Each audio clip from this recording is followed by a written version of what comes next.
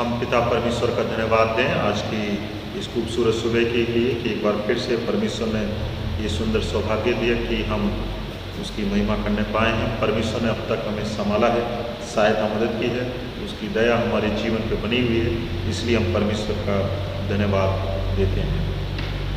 भजन संहिता 108 साम 108 भजन संहिता 108 में इस प्रकार से लिखा हुआ है, हे परमेश्वर मेरा हृदय स्थिर है, मैं गाऊंगा, मैं अपनी आत्मा से भी भजन गाऊंगा।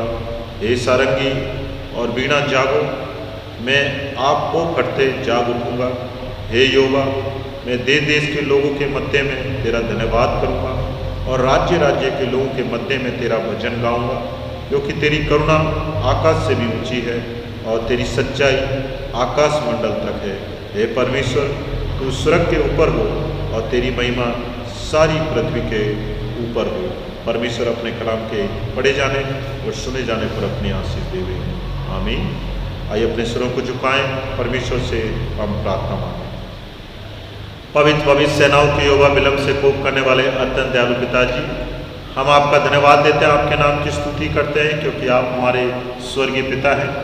धन्यवाद देते हैं आज की सुंदर सुबह के लिए कि एक बार फिर से आपने ये सुंदर सौभाग्य दिया कि हम आपकी महिमा करने पाए। धन्यवाद देते हैं पिछले पूरे हफ्ते भर की सहायता के लिए, मदद के लिए कि आपने हमें शहरी को संभाला है, सहायता मदद की है, हमारे जीवन पर, परिवार पर अपनी सुरक्षा को बनाए रखा, उसके लिए हम आपका धन्यवाद देते हैं, आपके नाम की स्तुति करते हैं। आज की सुबह एक बार फिर से आपने सौभाग्य दिया है कि हम भिन्न भिन्न जरिए के माध्यम से आपके सुसमाचार को सुने। ये कलाम हमारी आत्मिक उन्नति के लिए लाभदायक सिद्ध है। सो पिता परमेश्वर होने दीजिए आज की सुबह जो वचन आपके द्वारा हमें आपके सेवकों के द्वारा दिया जाता है, वो वचन हमारी आत्मिक उन्नति के लिए और भी लाभदायक साबित हो सके। आज पूरे दिन भर आप हमें संभालें, सहायता मदद करें, हमें अपनी अगुवाई में लेकर चलें। इस प्रार्थना को आपके बेटे यीशु मसीह के नाम से मांगते हैं, आमीन। आज की सुबह जो खुदा का कलाम दिया गया है, मिला है, वो है दूसरा राजा, उसका 20वां अध्याय 1 से लेकर 7 पद तक। दूसरा राजा 20वां अध्याय 1 से लेकर 7 पद तक। यहाँ पे इस प्रकार से लिखा हुआ, दूसरा राजा 20वां अध्याय 1 से 7 पद। उन दिनों में हिजकिय्याह ऐसा रोगी हुआ कि मरने पर था, और आमोस के पुत्र यशायाह भविष्यवक्ता ने उसके पास जाकर कहा, यहोवा यूँ कहता है कि अपने घराने के विषय में जो आज्ञा देनी हो वे दे, क्योंकि तू नहीं बचेगा, मर जाएगा। तब उसने दीवार की ओर मुँह फेरा, यहोवा से प्रार्थना करके कहा, हे यहोवा, मैं विनती करता हूँ, स्मरण कर कि मैं सच्चाई और खरे मन से अपने को तेरे सम्मुख जानकर चलता आया हूँ, और जो तुझे अच्छा लगता है वही मैं करता आया। तब हिजकिय्याह फूट फूट कर रोया। तब ऐसा हुआ कि यशायाह आंगन के बीच में तक जाने भी न पाया था कि यहोवा का ये वचन उसके पास पहुंचा, लौट कर मेरी प्रजा के प्रधान हिजकिय्याह से कह कि तेरे मूल पुरुष दाऊद का परमेश्वर यहोवा यूँ कहता है कि मैंने तेरी प्रार्थना सुनी और तेरे आंसू देखे हैं। देख, मैं तुझे चंगा करता हूँ, परसों तू यहोवा के भवन में जा सकेगा। मैं तेरी आयु 15 वर्ष और बढ़ा दूंगा। मैं असूर के राजा के हाथ से तुझे और इस नगर को बचाऊंगा, और मैं अपने निमित्त और अपने दास दाऊद के निमित्त इस नगर की रक्षा करूंगा। तब यशायाह ने कहा, अंजीरों की एक टिकिया लो। जब उन्होंने उसे लेकर कोड़े पर बांधा, तब वह चंगा हो गया। खुदावंद अपने कलाम के पढ़े जाने और सुने जाने पर अपनी आशीष देवे, आमीन। आज की सुबह हम देखना चाहेंगे कि हमारे जीवन में परमेश्वर परीक्षा क्यों लेकर आता है। कई बार हम अक्सर सुनते हैं कि जब सब कुछ अच्छा मैं कर रहा हूँ, मैं प्रार्थना भी करता हूँ, मैं फास्टिंग भी रखता हूँ, मैं दान भी देता हूँ, मैं खुदा की आज्ञा का पालन भी करता हूँ, मैं बाइबल भी पढ़ता हूँ और विश्वास योग्यता से मैं चल भी रहा हूँ, हमने सब कुछ अच्छा किया है, हमने कुछ भी गलत नहीं किया, फिर क्यों हमें परीक्षा का सामना करना पड़ता है। और आज की सुबह परमेश्वर ये सिखाना चाहता है कि क्यों खुदा हमारे जीवन में जो परीक्षा है, जो कलेश है, वो लेकर आता है। कई बार ये फीलिंग हमारे जीवन में निरंतर बनी रहती है कि जब हमने सब कुछ अच्छा किया है, तो मेरे जीवन में ये परीक्षा क्यों? और ये फीलिंग्स है, ये जो भावना है, ये सबके साथ। और परमेश्वर ये बताना चाहता है कि जो फीलिंग्स है वो फीलिंग बनी रहे, ये डर के रूप में और नकारात्मक रूप में नहीं बदलना चाहिए। कई बार जब परीक्षाएं आती हैं, कई बार जब चुनौतियां आती हैं, तो हमारी फीलिंग है वो डर में बदल जाती है, नकारात्मक पहलू में बदल जाती है। हम कई बार कहते हैं कि शायद कोई परमेश्वर नहीं है जो इस तरीके से हमारे जीवन में काम करता है, हमारे जीवन में खुदा सिखाना चाहता है। कई बार ऐसी परीक्षाएं हमारे जीवन में आती हैं, परंतु हमारी फीलिंग, हमारा विश्वास डगमगाना नहीं है। हमें नकारात्मक बातों की ओर ध्यान नहीं देना है, परंतु हमें इन परीक्षाओं के बीच में भी खुदा पे भरोसा रखना है। कई बार शैतान हमारी फीलिंग को डर में बदल देता है। शैतान इन फीलिंग को हथियार के रूप में काम करता है कि हमें खुदा से दूर ले जाए। हमेशा हमें याद रखना है कि जीत केवल यीशु मसीह के द्वारा है। शैतान हमें हराता है। परीक्षाओं के बीच में भी हमें परमेश्वर पर भरोसा रखना है। और जब हम परीक्षाओं के बीच में भी खुदावन पे भरोसा रखते हैं तो सचमुच में हम विजय को प्राप्त करते हैं। हमारी फीलिंग, हमारी भावना डर में नहीं बदलना है, नकारात्मक में नहीं बदलना है, नेगेटिविटी में नहीं बदलना है, परंतु हम जैसे भी हैं परमेश्वर पर हमें भरोसा रखना है। और सचमुच में जब हम विकट परीक्षाओं में भी परमेश्वर पे भरोसा रखते हैं तो परमेश्वर हमें उसमें विजय देता है। चार्ल्स स्पर्जन जो बहुत बड़े लेखक हुए हैं, उन्होंने जो खुदा के सेवक भी रहे हैं, उन्होंने लिखा है परीक्षाएं हमें सिखाती हैं कि हम क्या हैं। चार्ल्स स्पर्जन बताते हैं परीक्षाएं हमें सिखाती हैं कि हम क्या हैं, आत्मा को तैयार करती है कि हम किसके लिए बनाए गए। परीक्षाएं हमें सिखाती हैं कि हम क्या हैं और हमारी आत्मा को तैयार करती हैं कि हम किसके लिए बनाए गए। प्रार्थना एक मजबूत हथियार है परीक्षाओं से लड़ने के लिए। कई बार हमारे जीवन में परीक्षाएं आएंगी, परंतु हम प्रार्थना करते चले जाएं और इस परीक्षाओं के बीच में भी जब हम प्रार्थना करते हैं तो परीक्षाओं से लड़ने के लिए हमें सामर्थ्य मिलती है। कुछ पॉइंट्स हैं, कुछ बिंदुओं के द्वारा हम देखना चाहेंगे आज की सुबह कि हमारे जीवन में परमेश्वर परीक्षाओं को क्यों लेकर आते हैं। 11 बातें हम शॉर्ट में देखना चाहेंगे कि हमारे जीवन में परमेश्वर परीक्षाओं को लेकर क्यों आते हैं। और इन 11 बातों से हम सीखेंगे कि जब जब हमारे जीवन में परीक्षाएं आती हैं तो किस प्रकार से खुदा हमें क्या सिखाना चाहता है। 11 बिंदु हैं जिस पर हम थोड़ा थोड़ा मनन करना चाहेंगे, देखना चाहेंगे और सीखना चाहेंगे कि परमेश्वर इन परीक्षाओं को लेकर हमारे जीवन में क्यों आता है, क्यों लेकर आता है। पहली बात, परीक्षाएं धीरज को उत्पन्न करती है। कई बार हमारे जीवन में धीरज नहीं रहता है और इन परीक्षाओं के द्वारा परमेश्वर हमारे जीवन में धीरज को उत्पन्न करना चाहता है। कई बार हम सोचते हैं कि हमारे जीवन में परीक्षाएं क्यों आई, हम उसको नकारात्मक रूप में लेते हैं, परंतु परमेश्वर ये सिखाना चाहता है, परमेश्वर का वचन हमें सिखाना चाहता है कि परीक्षाएं हमारे जीवन में धीरज को लेकर आती है। हम सब कुछ अच्छा करते हैं, उसके बावजूद भी कहीं ना कहीं कमी हमारे जीवन में रहती है जिसे परमेश्वर इन परीक्षाओं के द्वारा ठीक करना चाहता है। और बाइबल बता रही है कि परीक्षाएं धीरज को उत्पन्न करती हैं। याकूब 1 और 12 पद में लिखा हुआ है, याकूब 1 और 12 पद में लिखा हुआ है, धन्य वे मनुष्य जो परीक्षा में स्थिर है रहता है, क्योंकि वे खरा निकलकर जीवन का वे मुकुट पाएगा जिसकी प्रतिज्ञा प्रभु ने अपने प्रेम करने वालों से की है। बाइबल बता रही है याकूब 1 और 12 में लिखा हुआ, धन्य वे मनुष्य जो परीक्षा में स्थिर होता रहता है, क्योंकि वे खरा निकलकर जीवन का वे मुकुट पाएगा जिसकी प्रतिज्ञा प्रभु ने अपने प्रेम करने वालों से की है। परीक्षाएं हमारे जीवन में धीरज को उत्पन्न करती है। इब्रानियों 10 और 35 से 36 पद में लिखा हुआ है, इसलिए अपना याव ना छोड़ो क्योंकि इसका प्रतिफल बड़ा होता है, क्योंकि तुम्हें धीरज धरना आवश्यक है ताकि परमेश्वर की इच्छा को पूरी करके तुम प्रतिज्ञा का फल पाओ। इब्रानियों को लिखने वाला इब्रानियों 10 और 35 से 36 पद में लिखा हुआ है, इसलिए अपना याव ना छोड़ो क्योंकि उसका प्रतिफल बड़ा है, क्योंकि तुम्हें धीरज धरना आवश्यक है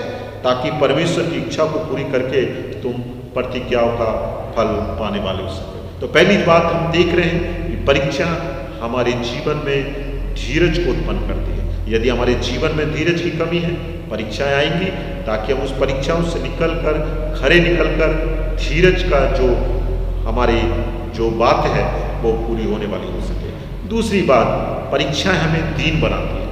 हमें सीखना है, परीक्षा हमें दीन बनाती है। कई बार हमारे जीवन में जो दीनता का स्वभाव है वो नहीं रहता है। कई बार हम दीनता को छोड़ बैठते हैं और परमेश्वर परीक्षाओं के द्वारा हमें दीन बनाता है, क्योंकि जितने ज़्यादा हम दीन बनेंगे उतनी ज़्यादा खुदा की सामर्थ हमारे जीवन में काम करती है। दीनता को कई बार हम कमजोरी की उसमें ना लें, परंतु जितने ज़्यादा हम दीन बनेंगे उतने ज़्यादा खुदा की सामर्थ हमारे जीवन में काम करती है। और कई बार जब ये स्वभाव दूर हो जाता है तो परीक्षाएं हमारे जीवन में आती हैं, परीक्षाएं हमें दीन बनाती हैं। दूसरा कुरिन्थियों 12 और 7 पद में लिखा हुआ है, दूसरा कुरिन्थियों 12 और 7 पद में लिखा हुआ है, इसलिए कि मैं प्रकाशनों की बहुतायत से फूल ना जाऊं, मेरे शरीर में एक कांटा चुभाया गया, अर्थात शैतान का एक दूत मुझे घूंसे मारे ताकि मैं फूल ना जाऊं। पौलुस बता रहे हैं कि मेरे जीवन में दीनता खत्म ना हो जाए, मेरा स्वभाव बदल ना जाए और प्रकाशनों के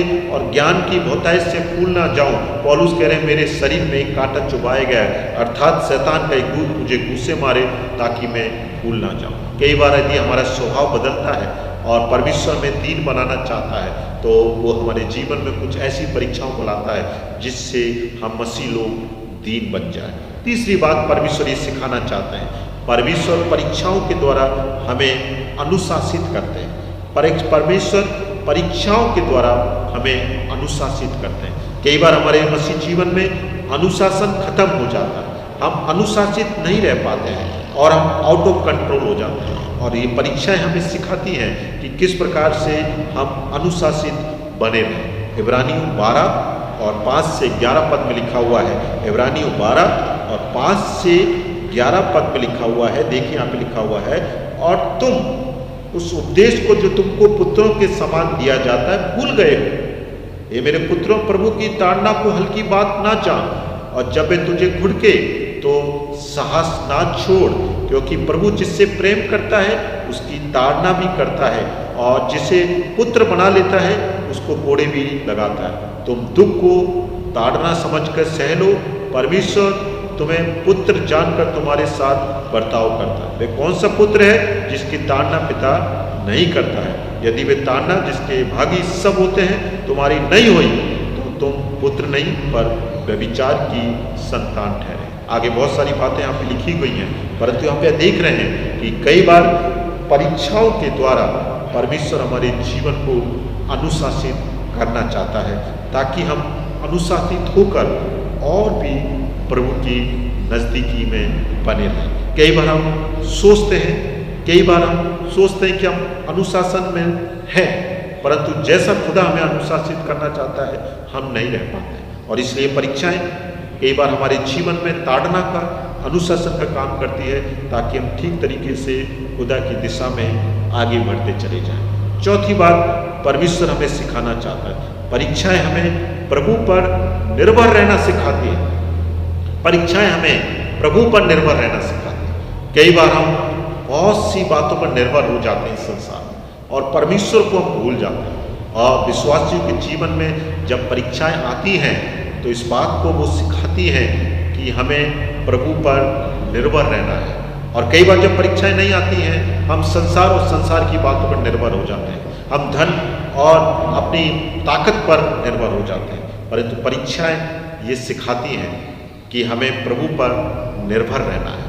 और यूहन्ना 15 और 5 में लिखा हुआ है, यूहन्ना 15 और 5 में लिखा हुआ है, मैं दाखलता हूँ, तुम डालियाँ हो, जो मुझ में बना रहता है और मैं उसमें, वह बहुत फल फलता है, क्योंकि मुझसे अलग होकर तुम कुछ भी नहीं कर सकते। यूहन्ना 15 और 5 में लिखा हुआ, मैं दाखलता हूँ, तुम डालियाँ हो, और जो मुझ में बना रहता है और मैं उसमें, वह बहुत फलता है, क्योंकि मुझसे अलग होकर तुम कुछ भी नहीं। यहाँ पे दाखलता डाली का एग्जाम्पल दिया गया है। इस प्रकार से दाखलता से जब डालियाँ जुड़ी रहती हैं तो वो सर्वदा फलती हैं। डालियाँ दाखलता से दूर होकर कुछ नहीं कर सकती, इसलिए हम खुदा से जुड़े रहें, खुदा पर हम निर्भर रहें। और परीक्षाएं कई बार हमें सिखाएंगी कि किस प्रकार से प्रभु पर निर्भर हर एक विश्वासी को बने रहना है। और प्रभु पर निर्भर रहेंगे तो हमारा जीवन फलता फूलता जाएगा और हम जीवन कई बार परीक्षाएं हमें प्रभु के नज़दीक लाती हैं और उस पर निर्भर रहना हमें सिखाती है।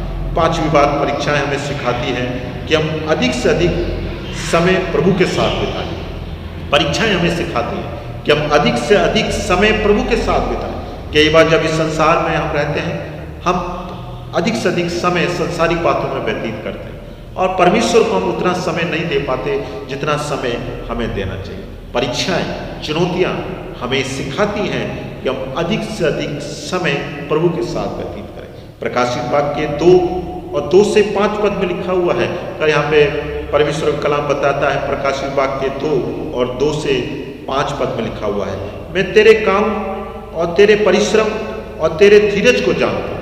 यहाँ पे लिखा हुआ, मैं तेरे काम, तेरे परिश्रम और तेरे धीरज को जानता हूँ, और यह भी कि तू बुरे लोगों को देख नहीं सकता और जो अपने आप को प्रेरित कहते हैं और है नहीं, और उन्हें तूने परख कर झूठा पाया है। तू धीरज धरता है और मेरे नाम के लिए दुख उठाते उठाते थका नहीं। पर मुझे तेरे विरुद्ध ये कहना है कि तूने अपना पहला सा प्रेम छोड़ दिया। इसलिए स्मरण कर कि तू कहाँ से गिरा है और मन फिरा। इसलिए तू स्मरण कर तू कहाँ से गिरा है और मन फिरा। परमेश्वर कहता है, मैं जानता हूँ तेरे कामों को, तेरे परिश्रम को, तू धीरज धरता है और झूठ है, गलत लोगों को तू बर्दाश्त नहीं करता, तू विश्वास करता है, परंतु अभी भी तेरे जीवन में कमी यह है कि तूने पहला सा प्रेम छोड़ दिया है। इसलिए स्मरण कर तू कहाँ से गिरा है और मन फिरा। परीक्षाएं हमें सिखाती हैं कि हम अधिक से अधिक समय प्रभु के साथ व्यतीत करें। कई बार हम प्रभु को बहुत कम समय दे पाते हैं, प्रभु को हम भूल जाते हैं, परंतु जब जब परीक्षा आएंगी ये लेसन को लेकर आती है कि हम प्रभु से जैसा प्रारंभ में प्रेम करते थे वैसा हम निरंतर प्रेम करें और अधिक से अधिक समय हम प्रभु की नज़दीकी में व्यतीत करें। छठी बात जो खुदावन बताना चाहता है, परीक्षाएं हमें यीशु मसीह के दुखों में सहभागी करती हैं। कई बार हम यीशु मसीह के दुख को नहीं समझ पाते कि जब वो इस संसार में रहे कैसे उन्होंने दुखों को उठाया।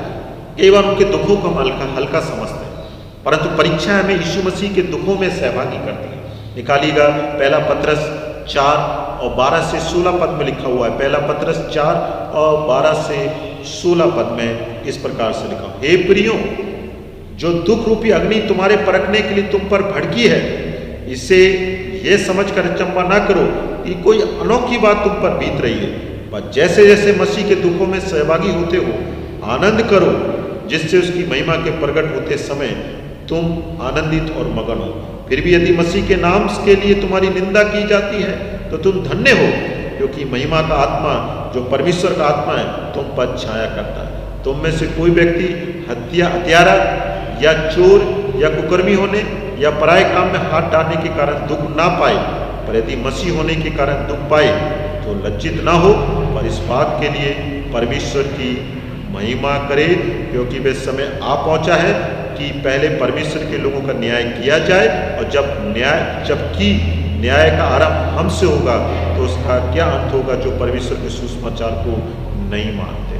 तो परीक्षाएं कई बार हमें यीशु मसीह के दुख में सहभागी करती है। कोई गलत काम के लिए हम दुख नहीं उठा रहे, परंतु परमेश्वर पे भरोसा करते हुए यदि हम दुख उठा रहे हैं तो ये महिमा का कारण है, आशीष का कारण। और हम इस बात को अंडरस्टैंड करते हैं कि मसीह भी किस प्रकार से हमारे पापों के लिए मारे गए, गाड़े गए, और उन्होंने दुखों को उठाया और तीसरे दिन वो जी उठे। तो परीक्षाएं हमें सिखाती हैं कि हम किस प्रकार से मसीह के दुख में सहभागी। जब तक वो संसार में रहे उन्होंने दुख और परेशानी को भी सहा। हम भी जब इस संसार में बहुत सी तकलीफों का, परेशानियों का हम सामना करते हैं, परंतु ये निराशा का कारण ना हो, परंतु ये मसीह में महिमा का कारण बनता चला जाए। सातवीं बात परमेश्वर का वचन हमें सिखाना चाहता है, परीक्षाएं चरित्र का निर्माण करती हैं। परीक्षाएं हमारी कैरेक्टर को बनाती हैं। कई बार हमारे जीवन में हम सोचते हैं कि किस प्रकार का चरित्र विश्वासियों का होना चाहिए। बाइबल बताती है कई बार जब विकट से विकट परीक्षाएं हमारे जीवन में आती हैं तो वो अच्छे चरित्र का निर्माण करके जाती है। रोमियो 5 और 3 से 6 पद में लिखा हुआ है, रोमियो 5 3 से 6 पद में लिखा हुआ है, केवल यही नहीं वरन हम कलीसियों में भी घमंड करें और ये जानकर कि कलीस से धीरज और धीरज से खरा निकलना और खरे निकलने से आशा उत्पन्न होती है और आशा से लज्जा नहीं होती, क्योंकि पवित्र आत्मा जो हमें दिया गया है उसके द्वारा परमेश्वर का प्रेम हमारे मन में डाला गया। तो कई बार हम कलीस में घमंड नहीं करते हैं, हम दुख करते हैं और कई बार हम सोचते हैं परमेश्वर ने मेरे साथ ऐसा किया।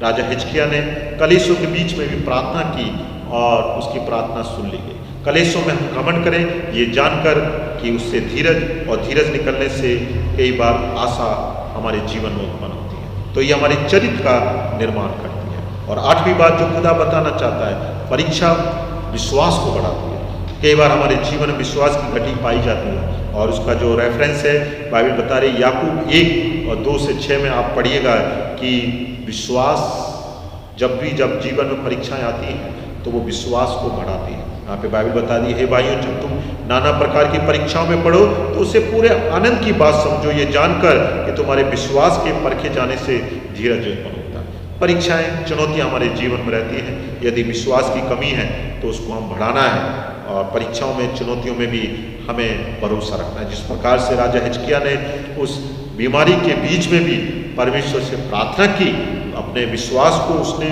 बनाए रखा और उस विश्वास के कारण वो परीक्षा से निकल सका और उसे चंगाई मिलने वाली हो सकी। तो परीक्षाओं में हम घबराएं ना, परंतु हम ही सोचें यदि हमारे विश्वास में घटी है तो परमेश्वर उसको बढ़ाना चाहता है।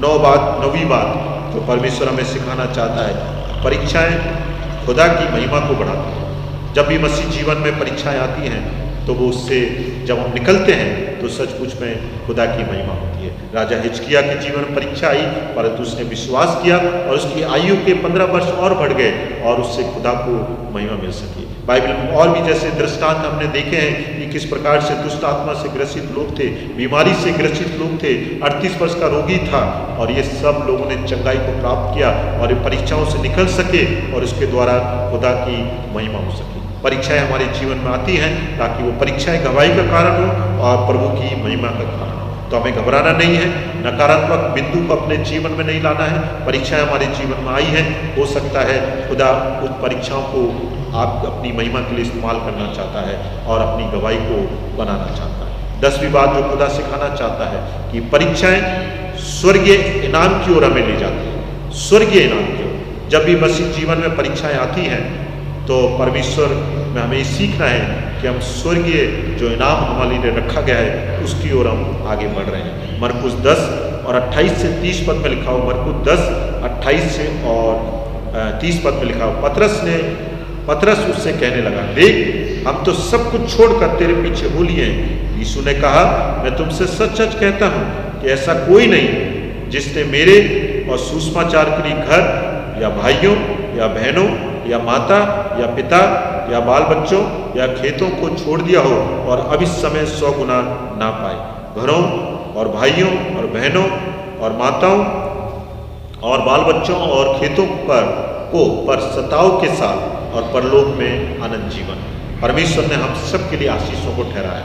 परीक्षाओं से घबराना नहीं है, परंतु परीक्षाएं हमें स्वर्गीय इनाम की ओर हमें लेकर जाती हैं। 11वीं और अंतिम बात, परीक्षाएं हमें सिखाती हैं कि प्रभु सब बातों का करता है। 11वीं और अंतिम बात, परमेश्वर हमें सिखाना चाहता है कि परीक्षाएं हमें सिखाती हैं कि परमेश्वर सब बातों के करता है। इस संसार में जो भी बातें ठहराई गई हैं उसका सोर्स परमेश्वर है। कई बार हम भूल जाते हैं कि इन सब बातों का कर्ता कौन है, कौन इस दुनिया को चलाने वाला है और कौन हमारे जीवन को चलाने वाला है, कौन हमें आशीषित करने वाला है, कौन हमें चंगाई देने वाला है। परमेश्वर है जो हमें सब बातों को करता है और जीवन में आगे बढ़ाता है। तो आज की सुबह हमने सीखा है कि परीक्षाएं कई बार हमारे जीवन में रहेंगी। जिस प्रकार से राजा हिजकिय्याह सब कुछ करता था, प्रार्थना करता था, दान देता था, परमेश्वर की आज्ञा को मानता था, उसके बावजूद भी उसके जीवन में परीक्षाएं आई, परंतु इन परीक्षाओं के बीच में उसने अपने जीवन में नकारात्मक बातों को वो लेकर नहीं आया, खुदा से दूर नहीं हो गया, परंतु उस परीक्षाओं में भी प्रार्थना की और प्रभु पे भरोसा किया और उसकी इस फीलिंग से, इस प्रार्थना से खुदा ने उसको परीक्षा से विजय दी। और इन बातों से हम देख रहे हैं कि परीक्षाओं से हमें घबराना नहीं है। परीक्षाएं हमारे जीवन में रहेंगी, परंतु परीक्षाएं मसीह जीवन में कुछ शिक्षा को लेकर आती हैं। उस शिक्षाओं को हम निरंतर अपने जीवन में देखते रहें। क्या मेरे स्वभाव में कोई कमी है, उसको हम सुधारते जाएं। किसी क्षेत्र में कमी रह गई है, उसको उन परीक्षाओं से यदि हम सुधारेंगे तो सचमुच में खुदा हमारे जीवन में काम करेगा। तो विश्वासियों को परीक्षा से घबराना नहीं है। परीक्षाएं सर्वदा हमारे जीवन में रहेंगी, परंतु उन परीक्षाओं से हमें सीखते जाना है, मजबूत बनते जाना है और खुदा की नज़दीकी में बने रहना है। शैतान इन फीलिंग को बदलना चाहेगा, वो हमें नकारात्मक करना चाहेगा, खुदा से दूर ले जाएगा।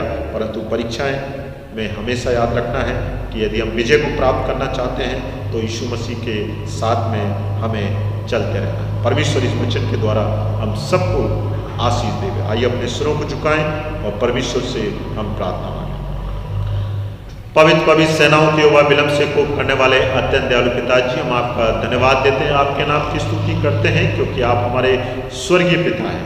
धन्यवाद देते हैं जीवित वचन के लिए जिसने हमें सिखाया है कि क्यों हमारे जीवन में परीक्षाएं आती हैं। हम जानते हैं कई बार हमारे जीवन में बहुत सी कमियां पाई जाती हैं और इन परीक्षाओं के द्वारा इन कमियों को खुदावन आप दूर करना चाहते हैं। कई बार हम धीरज को खो बैठते हैं, कई बार हम आपसे दूर हो जाते हैं, कई बार हम अपना समय अपने आपको नहीं दे पाते हैं और ये परीक्षाएं हमें आपकी नज़दीकी में लेकर आती हैं। हमें शरीर को ऐसी तौफीक दीजिए कि जब हम इन परीक्षाओं में सोकर गुजरे तो हम घबराएं ना, परंतु और भी आपकी नज़दीक में आए, अपने स्वभाव को बदलते जाएं, विश्वास में और बढ़ोतरी करने वाले हो सके और आपकी महिमा करने वाले हो सके। हम सबको आशीष दीजिए। हमारी कलीसिया को अब तक आपने संभाला है, आगे भी आपकी बरकत को हम चाहते हैं। इन भिन्न कोरोना महामारी की परीक्षाओं में भी आपने सबको ऐसी तौफीक दी है कि सभी लोग आपसे प्रार्थना कर रहे हैं, आप पर भरोसा रख रहे हैं। इस भरोसे को और भी खुदावन बढ़ाइएगा ताकि सभी लोग विकट से विकट परीक्षाओं में आप पर भरोसा रखते हुए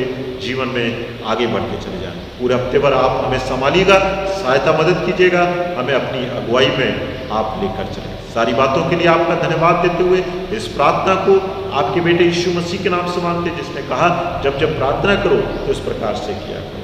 ऐ हमारे बाप, तू जो आसमान पर है, तेरा नाम पाक माना जाए, तेरी बादशाहत है, तेरी मर्जी जैसे आसमान पे पूरी होती है जमीन पे भी हो। हमारे रोज की रोटी आज हमें दे, जिस तरह कसूरों को माफ़ करते हैं तू भी हमारे कसूरों को माफ़ कर। हमें आजमाइश में न डाल बल्कि बुराई से बचा, क्योंकि बादशाह, कुदरत और जलाल हमेशा तेरी है।